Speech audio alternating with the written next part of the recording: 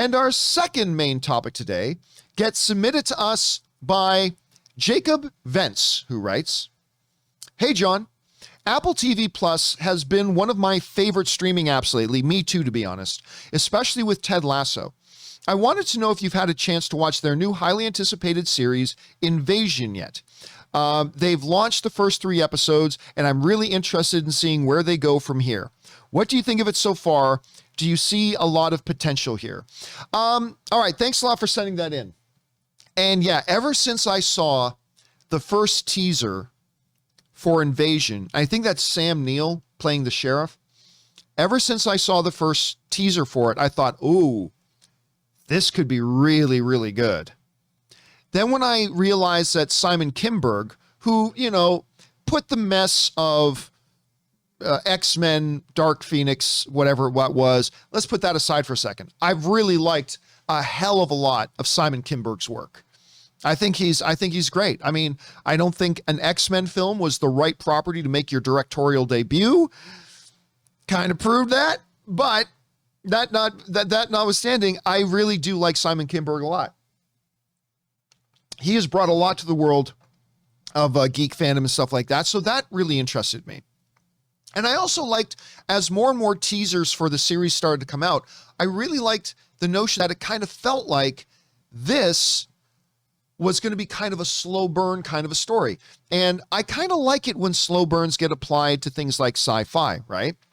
So with all that, I sat down to watch the first 3 episodes of Invasion.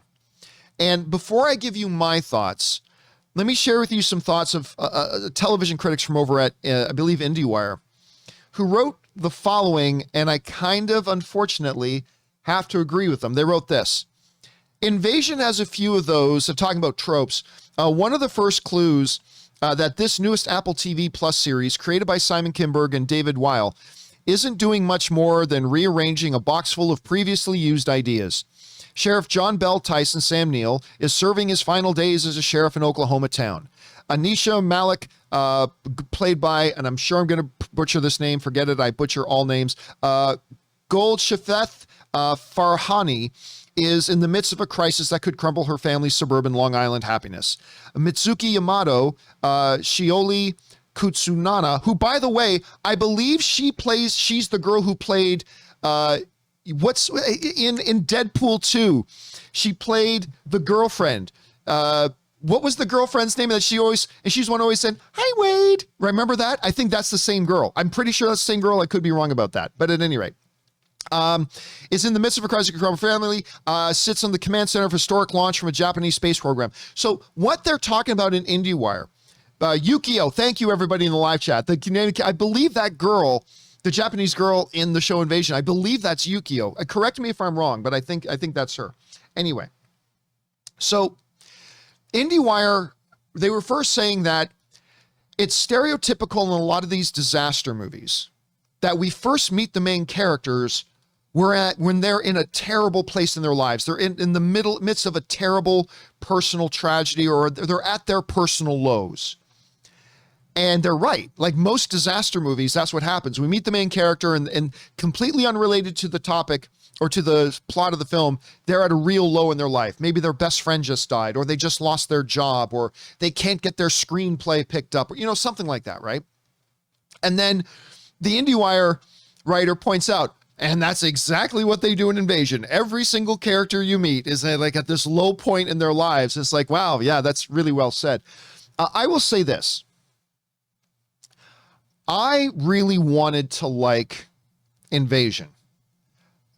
I think I am now tapped out of it after 3 episodes. Now, remember a little bit earlier I said, I love it when like a sci-fi concept adds a slow burn. Well, there's a slow burn, and then there's never being able to get the lighter lit. Click, click, click, the little spark, but it never lights up. Click, click, click. To me, that's Invasion. That's Invasion to me. Because I am now 3 episodes in, which is, I'm roughly almost around 3 hours into the show.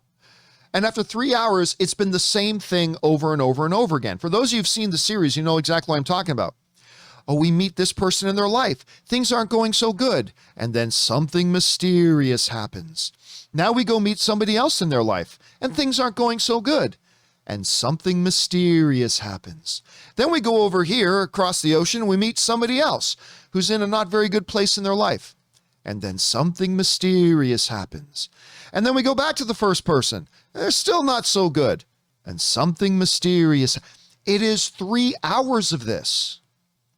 3 hours. And what's unfortunate about this is the fact that I actually think every one of the individual characters that the show examines could have a really compelling story if they just told that story. Like Sam Neill Sheriff, if you just stayed with Sam Neill Sheriff and told his story, I think I'd be interested in that. The soldier in Afghanistan, if you just told his story, I'd be interested in that. You know, the family where the father's having an affair, if you just stayed with their story, I think would be interesting. The one I liked the most, though, was the Japanese one. That was the one that I really did like a lot.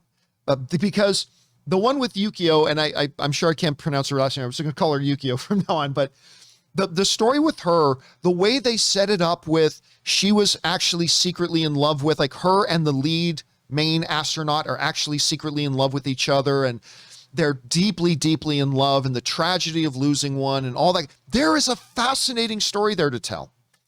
But instead of getting into anything meaty, instead of getting into anything interesting, instead of getting into any of that stuff, they keep it all very surface. Okay, she's in pain. This is terrible. She's in this dark place in her life right now. Cool, let's keep going with that and find out how that leads into this alien invasion. But then it's the same thing. We meet this person, something dark happens, something mysterious happens, and go over here. And it's just, I get it. But again, there's a difference between a slow burn and putting you to sleep. I've been watching this story now for almost 3 hours.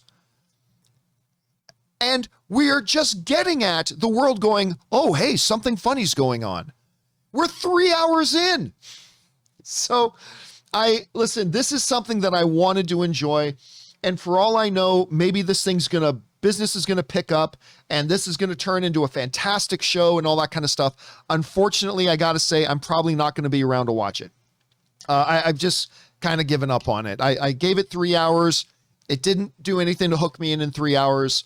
And if you can't hook somebody in 3 hours, I doubt you're going to be able to hook them in. There have been exceptions to that, obviously. Spartacus, a few other things. There have been exceptions to that. But generally speaking, if you can't get me hooked in 3 hours, I don't have a lot of faith you can hook me in at all. So I've kind of given up on it. But the question is for you guys. Have you guys had a chance to check out this new series on Apple TV Plus, Invasion? If so, maybe you enjoyed it. Maybe you think it's just really building the suspension. You're just waiting for that powder keg to go off. Or maybe you found it kind of a letdown and too slow for like I did. I don't know. However you guys are feeling about it, jump on down to the comment section below and let us know your thoughts.